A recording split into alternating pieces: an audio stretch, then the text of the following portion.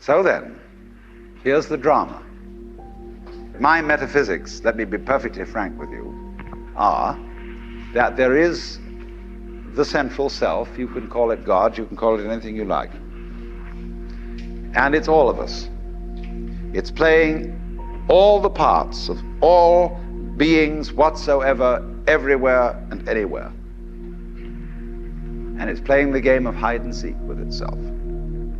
It gets lost, it gets involved in the farthest out adventures, but in the end, it always wakes up and comes back to itself. And when you're ready to wake up, you're going to wake up. And if you're not ready, you're going to stay pretending that you're just a little, poor little me. And since you're all here and engaged in this sort of inquiry and listening to this sort of lecture, I assume that you're all on the process of waking up. Or else you're teasing yourselves with some kind of flirtation with waking up, which you're not serious about. But I assume maybe you are, not serious but sincere, that you are ready to wake up. So then, when you're in the way of waking up and finding out who you really are, you meet a character called a guru. As the Hindus say this word, the teacher, the awakener. And what is the function of a guru? He's the man who looks at you in the eye and says, oh, come off it. I know who you are. You know, you come to the guru and say, sir, I have a problem. I'm unhappy and I want to get one up on the universe, or I want to become enlightened. I want spiritual wisdom. And the guru looks at you and says, who are you? You know Sri Ramana Maharshi, that great Hindu sage of modern times? People used to come to him and say, Master, who was I in my last incarnation? As if that mattered. And he would say, who is asking the question? And he'd look at you and say, basically, go right down to it. You're looking at me, you're looking out, and you're unaware of what's behind your eyes. Go back in and find out who you are, where the question comes from, why you ask. And if you've looked at a photograph of that man, I have a gorgeous photograph of him. And you look in those, I walk by it every time I go out of the front door. And I look at those eyes and the humor in them, the lilting laugh that says, oh, come off it, man. Shiva, I recognize you. When you come to my door and you say, I'm so-and-so, I say, ha ha, what a funny way God has come on today.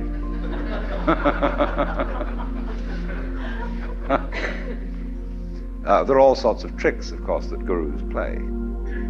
They say, well, we're going to put you through the mill. And the reason they do that is simply that you won't wake up until you feel you've paid a price for it. In other words, the sense of guilt that one has, or the sense of anxiety, is simply the way one experiences keeping the game of disguise going on. Do you see that? Supposing you say, I feel guilty. Christianity makes you feel guilty for existing.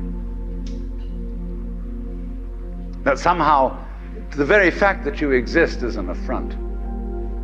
You are a fallen human being.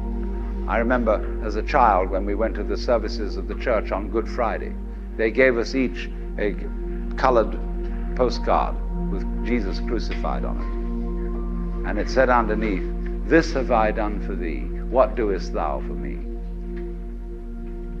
You know, you felt awful. You nailed that man to the cross. Because you eat steak, you have crucified Christ. Because you killed the bull. After all, you depend on it. Mithra, it's the same mystery. And what are you going to do about that? This have I done for thee, what doest thou for me? You feel awful that you just exist at all. But that sense of guilt is the veil across the sanctuary. Don't you dare come in. In order to, in all mysteries, when you're going to be initiated, there's somebody saying, don't you come in. You've got to fulfill this requirement, and this requirement, and this requirement, and this requirement, then we'll let you in. And so you go through the mill. Why? Because you're saying to yourself, I won't wake up until I feel I deserve it. I won't wake up until I've made it difficult for me to wake up. So I invent for myself an elaborate system of delaying my waking up. I put myself through this test and that test, and when I feel it's been sufficiently arduous, then I may at last admit to myself who I really am, and draw aside the veil, and realize that after all, when all is said and done, I am that I am, which is the name of God.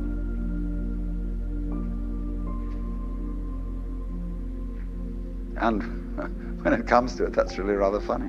They say in Zen, when you attain Satori, nothing is left to you at that moment but to have a good laugh.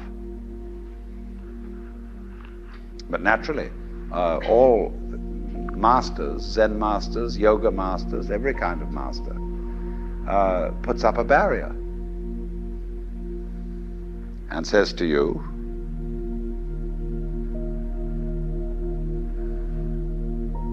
he simply plays your own game.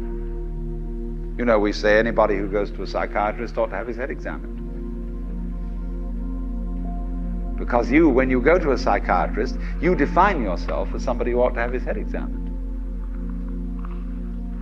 Same way, the Zen masters say anybody who studies Zen or comes to a Zen master ought to be given 30 blows with a stick.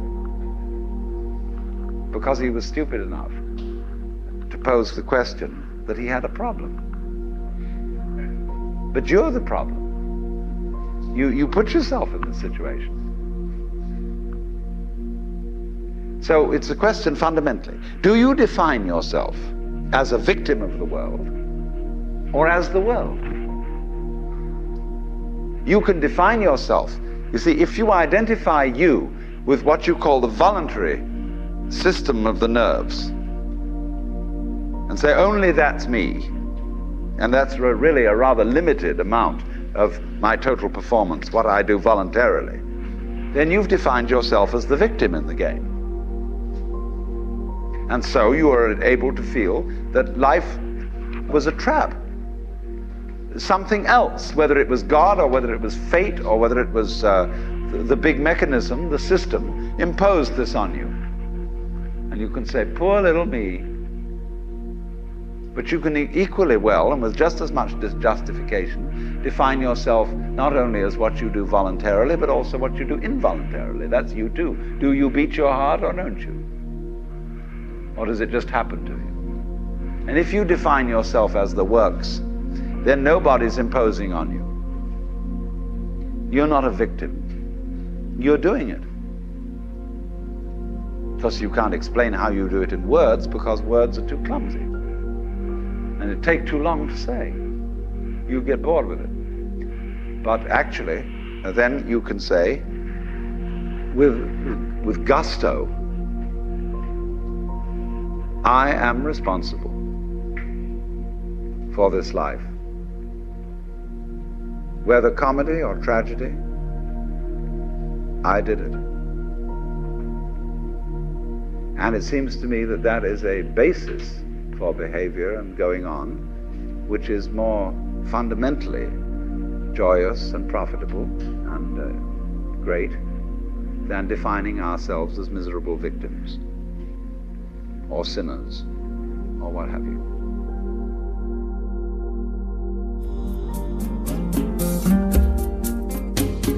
Out of Your Mind now continues with the next lecture from the Nature of Consciousness lecture series.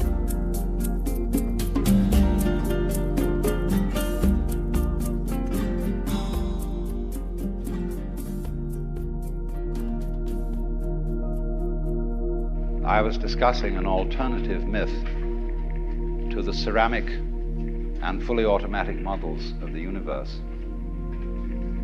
I'll call the dramatic myth. The idea that life as we experience it's a big act, and that behind this big act is the player. And the player, or the self as it's called in Hindu philosophy, the Atman, is you. Only you are playing hide and seek, since that is the essential game that's going on. It's the game of games. It's the basis of all games, hide and seek.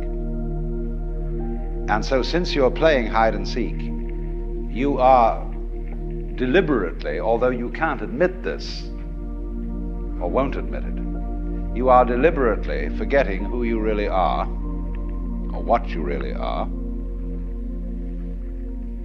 and the knowledge that your essential self is the foundation of the universe, the ground of being, as Tillich calls it, is something you have as what the Germans call a Hintergedanke. A Hintergedanke is a thought way, way, way in the back of your mind, way back here somewhere. Something that you know deep down, but can't admit. So, in a way then, in order to bring this to the front, in order to know that that is the case, you have to be kitted out of your game. You see, the problem is this.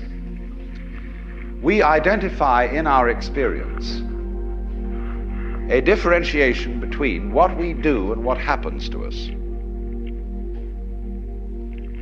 We have a certain number of actions that we define as voluntary. We feel in control of those. And then over against that, there is all those things that are involuntary. But the dividing line between these two is very arbitrary. Because, for example, when you move your hand, you feel that you decide whether to open it or to close it. But then ask yourself, how do you decide? When you decide to open your hand, do you first decide to decide? You don't, do you? You just decide, and how do you do that? And if you don't know how you do it, is it voluntary or involuntary? Let's consider breathing. You can feel that you breathe deliberately. You can control your breath.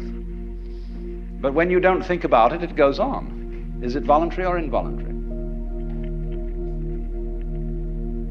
And so we come to have a very arbitrary definition of self. That much of my activity which I feel I do. And that then doesn't include breathing most of the time. It doesn't include the heartbeats. It doesn't include the activity of the glands. It doesn't include digestion. It doesn't include how you shape your bones, circulate your blood. Do you or do you not do these things? Now, if you get with yourself and you find out that you are all of yourself, a very strange thing happens. You find that your body knows that you are one with the universe. In other words, that the so-called involuntary circulation of your blood is one continuous process with the stars shining. If you find out that it's you who circulates your blood, you will at the same moment find out that you are shining the sun. Because your physical organism is one continuous process with everything else that's going on. Just as the waves are continuous with the ocean, your body is continuous with the total energy system of the cosmos. And it's all you.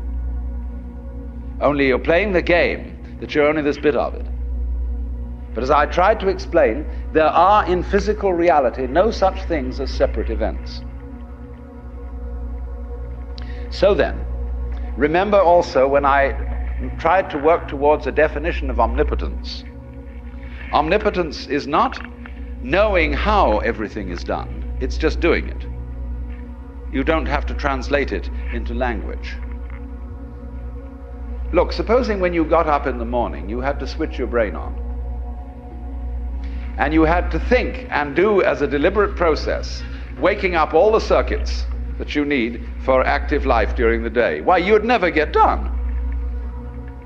Because you have to do all those things at once. How can a centipede control 100 legs at once? Because it doesn't think about it. And so in the same way, you are unconsciously performing all the various activities of your organism. Only unconsciously isn't a good word, because it sounds sort of dead. Superconsciously would be better. Give it a plus rather than a minus. Because what a consciousness is simply a sort of specialized form of awareness. When you look around the room, you are conscious of as much as you can notice. And you see an enormous number of things which you don't notice. If, for example, I look at a girl here and somebody asks me later, what was she wearing? I may not know, although I've seen, because I didn't attend. But I was aware, you see.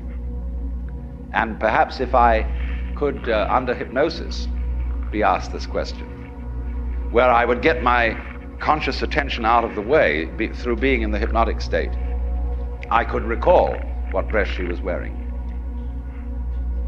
So then, just in the same way as you don't focus your attention on how you make your thyroid gland function,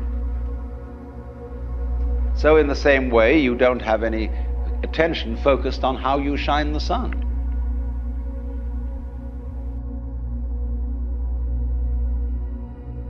So then, let me connect this with the problem of birth and death, which puzzles people enormously, of course.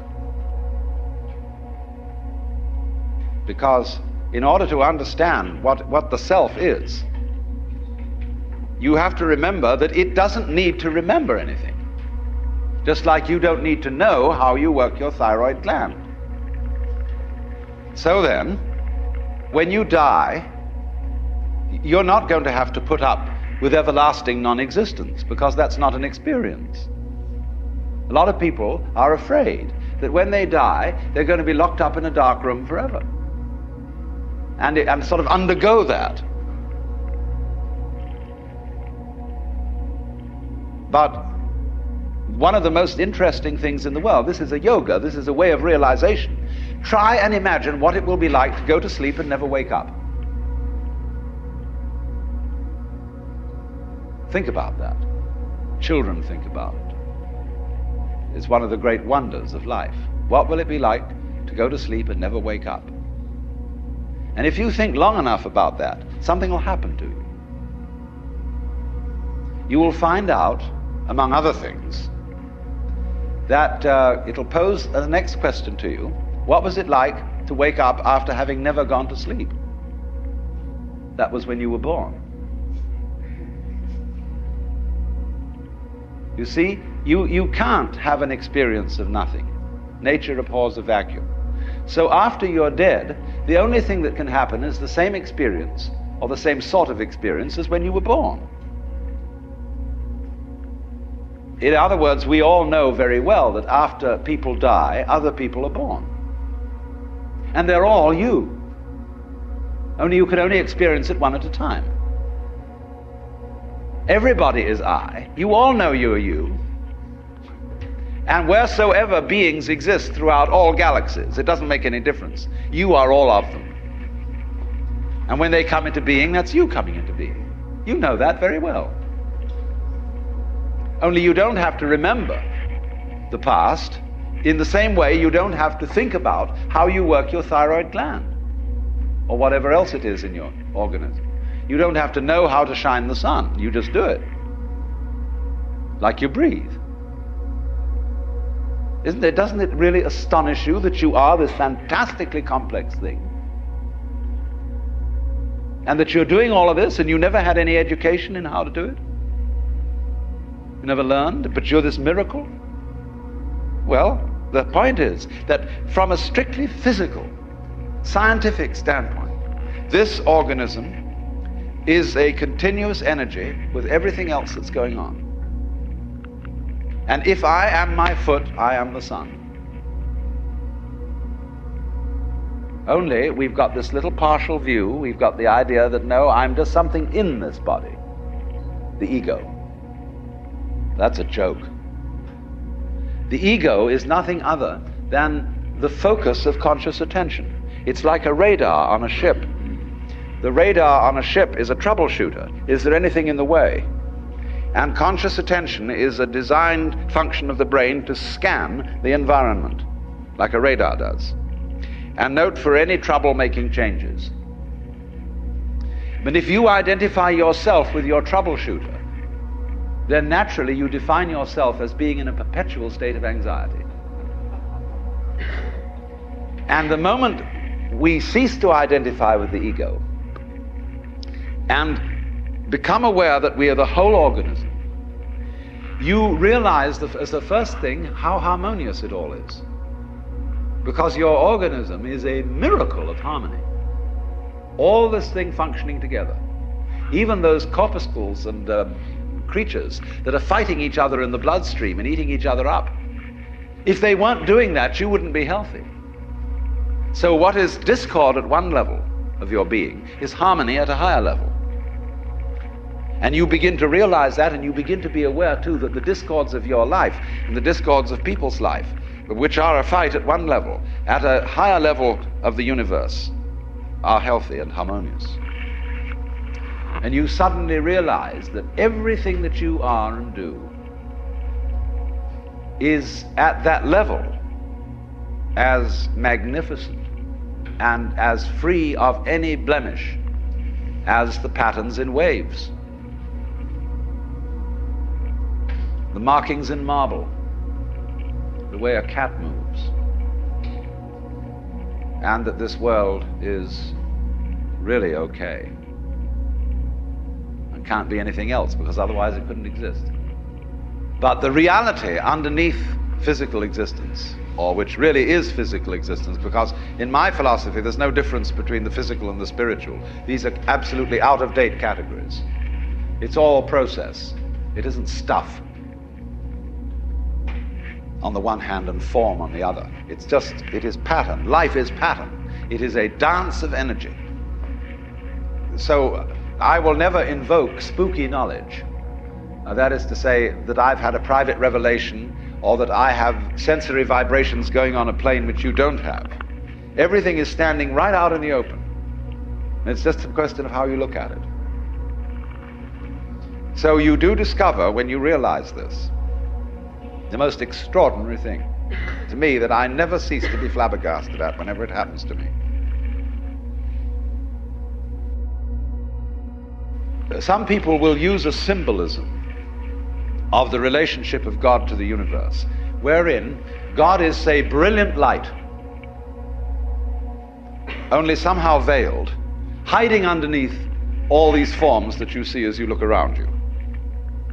So far, so good. But the truth is funnier than that. It is that you are looking right at the brilliant light now, that the experience you are having, which you call ordinary everyday consciousness, pretending you're not it, that experience is exactly the same thing as it. There's no difference at all. And when you find that out, you laugh yourself silly. That's the great discovery. In other words, when you really start to see things, and you look at an old paper cup,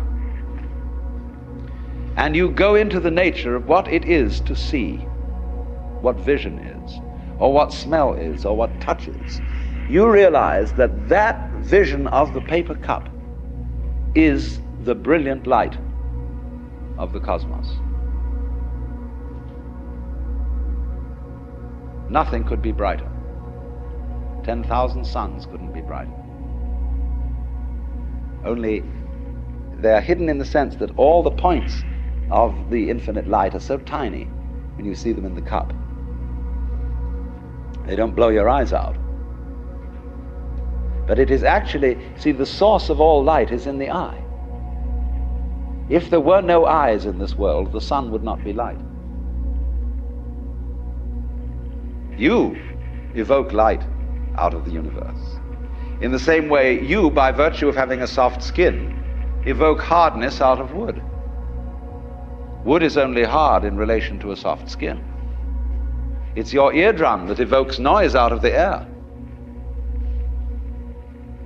You, by being this organism, call into being the whole universe of light and color and hardness and heaviness and everything, you see? But in the mythology that we've sold ourselves on during the end of the 19th century, when people discovered how big the universe was, and that we live on a little planet in a solar system on the edge of a galaxy, which is a minor galaxy, everybody thought, we're really unimportant after all. God isn't there and doesn't love us, and nature doesn't give a damn. And we put ourselves down, see? But actually, it's this little funny microbe, tiny thing, crawling on this little planet, that's way out somewhere, who has the ingenuity, by nature of this magnificent organic structure, to evoke the whole universe out of what would otherwise be mere quanta. There's jazz going on. But you see, this little ingenious organism is not merely some stranger in this. This little organism on this little planet is what the whole show is growing there, and so realizing its own presence. Well, now here's the problem. If this is the state of affairs, which is so, and if the consciousness state you're in at this moment is the same thing as what we might call the divine state, if you do anything to make it different, it shows you don't understand that it's so. So the moment you start practicing yoga, or praying, or meditating, or indulging in some sort of spiritual cultivation, you are getting in your own way. The Buddha said, we suffer because we desire. If you can give up desire, you won't suffer. But he didn't say that as the last word. He said that as the opening step of a dialogue. Because if you say that to someone, they're going to come back after a while and say, yes, but I'm now desiring not to desire. And so the Buddha will answer, well, at last you're beginning to understand the point.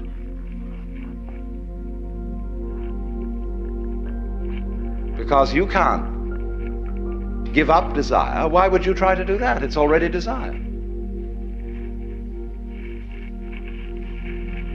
So in the same way, you say, you ought to be unselfish, or to give up your ego. Let go, relax.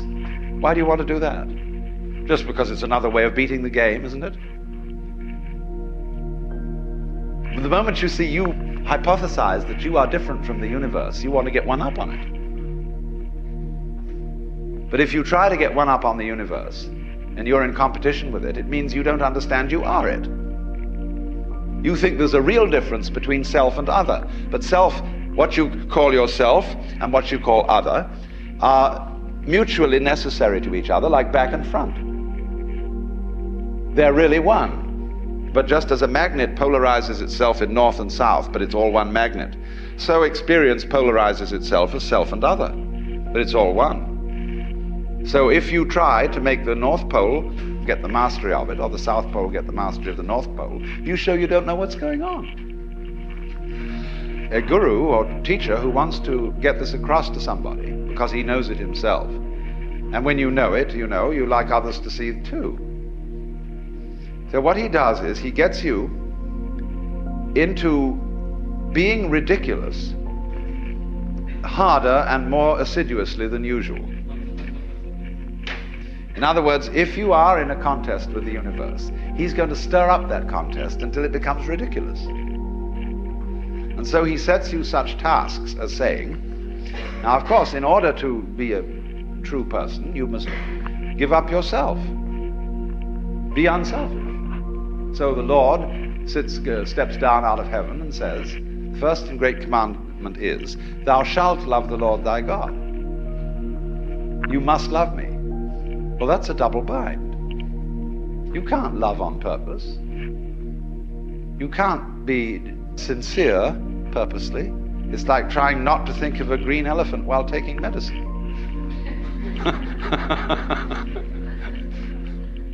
But if a person really tries to do it, so, this is the way Christianity is rigged. You should be very sorry for your sins. And though everybody knows they're not, but they think they ought to be, and so they go around trying to be penitent or trying to be humble. And they know the more assiduously they practice it, the phonier and phonier the whole thing gets. And so in this way, it's what it's called the technique of reductio ad absurdum. If you think you have a problem, you see, and that you're an ego and that you're in difficulty, the answer that the Zen master makes to you is, show me your ego. I want to see this thing that has a problem. When